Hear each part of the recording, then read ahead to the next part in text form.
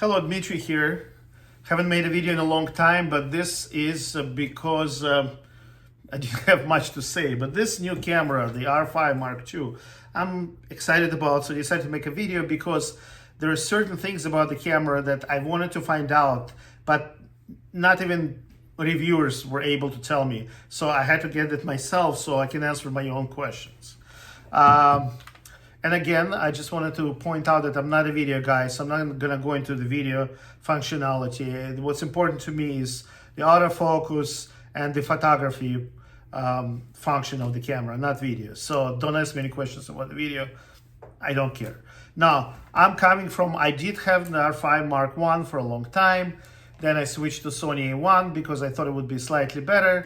Eventually, I got Canon R8, which is amazing camera, autofocus system, lifted from R3, same as R6 Mark II, for $11.99 on sale. You get the same autofocus as R3, 40 frames per second, amazing.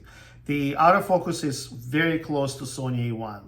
And when I say very close, it's, yeah, pretty close. Now, the R5 Mark II, they're saying it is even better. So I've had it for a few days and I've been testing the camera. And okay, let me briefly talk about the body. The body is basically similar to R5 Mark I. The only weird thing is they have this new rubber hot shoe cover, which is insane. It took me like 15 minutes to figure out how to remove it, and it was kind of stuck. So basically, I thought it was stuck, but eventually I was able to remove it, but it was such a headache, I decided I'm never going to use it again. So I'm just going to use the same, plastic shoe cover that R8 came with. It fits just fine, perfectly, and this one I'm going to use. I'm not going to use this rubber thing. Next thing, battery. The battery, the P battery. You need the P battery for video functions, and you also need the P battery for pre-shot, pre-burst, what Canon calls it, function. If you use the older, the H battery, the NH battery, you're missing the pre-shot. It's blacked out. You cannot use pre-shot, pre-burst, pre-capture function. But, and that is the question that I asked and nobody knew the answer to. The 30 frames per second that you can get with silent shutter and the new battery, you do get the same H plus 30 frames per second with the older battery. That does not change. So you do get the 30 frames per second. What I didn't verify, and I need to see if you can still get 12 frames per second with mechanical shutter with the older battery. I haven't checked that, but I'm rarely going to use this camera with mechanical shutter, but I will check this. One interesting thing when it comes to high-speed shooting on the R5 Mark II is R5 Mark II still has the same function where you can have your shutter closed when you change lenses, which is amazing, with one exception. If you're using silent shutter on this, so if you select silent shutter, which means it's electronic shutter, and when you press the shutter button, it's completely silent, and it's basically just like the Sony A1 or A9, same thing. Essentially, if you select the silent shutter and you remove your lens, the shutter will be exposed. It does not close for some reason when you pick silent shutter. Now, if you turn off your silent shutter function, but still use electronic shutter, it has this noise for you that basically, it's not a shutter noise, but it's like kind of a artificial noise that happens when you do the burst. And with that noise, it does allow you to have the shutter closed when you change lenses. But if you select silent shutter on, it will not let you, your shutter will be exposed when you're changing lenses, which I thought was weird, but it is what it is. Now, by the way, speaking of mechanical shutter, it's loud. Unfortunately, it's not like Sony A1, which is muted, okay.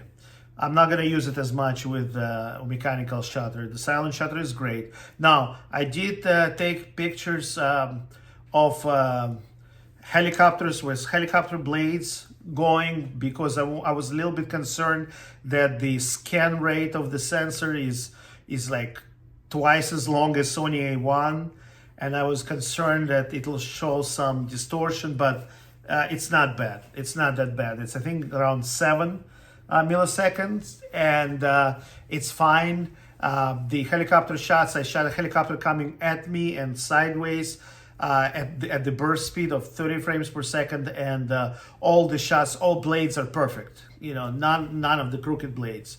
So this is acceptable. It's good. The next thing that I wanted to talk about is the 800 millimeter f11 lens, and this is nobody could answer this question. Nobody. So those of you who have this lens and original R5 know that when you mount this 800 f11 on R5, you will only be able to focus in a little square in the middle of the frame. It will not let you focus anywhere else, which is really annoying. And while R5 Mark I had several firmware updates, they never fixed it. Now the R8, and I assume R6 Mark II fixed it. It's normal. Now you can, you know, on this camera, you can autofocus over the entire sensor.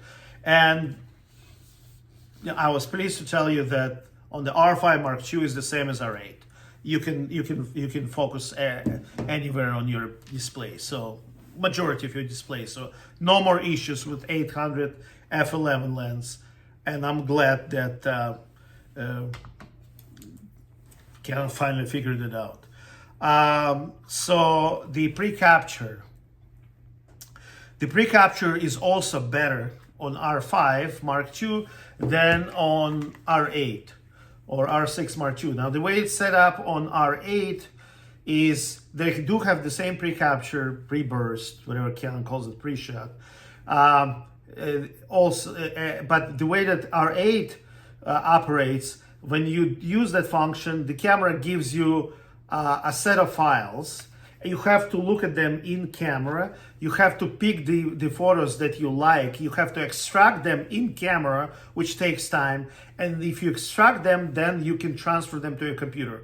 If you don't extract any, you will not be able to see any of the pre-burst shots, which is annoying and not like anybody else. But the R5 Mark II fixed that in that you use that pre-burst function, and essentially, just like on other brands, you attach it to your computer, and every shot, all the pre-burst shots, they all can be transferred to your computer, and then you can pick and choose how it is in your computer. Of course, the way that Canon does the pre-shot functions is very rudimentary. You know, Olympus had this function for a decade. You can pick how many shots you want before or after. This does not give you any choices. It's half a second pre-shot.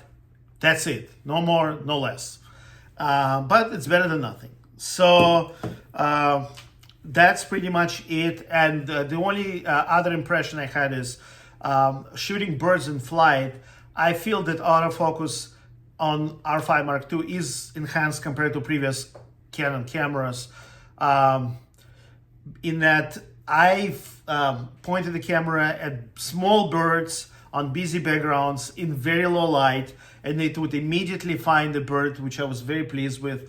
Same with against the sun. Birds against the sun immediately finds the bird, and I specifically was seeking small birds on busy backgrounds in front of the trees or other greenery. And I also shot birds in flight in front of busy backgrounds, and the bursts of 20-30 shots, every photo is in focus, which is very, very good.